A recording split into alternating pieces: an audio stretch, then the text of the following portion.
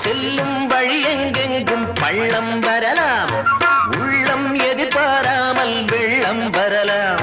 நேர்மை அது மாறாமல், தர்மம் அதை மீறாமல், நாளும் நடைபோடுங்கள் ஞானம் பெறலாம். சத்தியத்தை நீங்கள் காத்திருந்தால் சத்தியம் உங்களை காத்திருக்கும். தாய் தந்த அன்புக்கும் நான் தந்த பண்புக்கும் பூமாலை காத்திருக்கும்.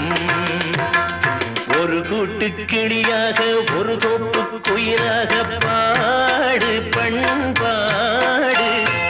இறை தேட பறந்தாலும் திசை மாறி திரிந்தாலும்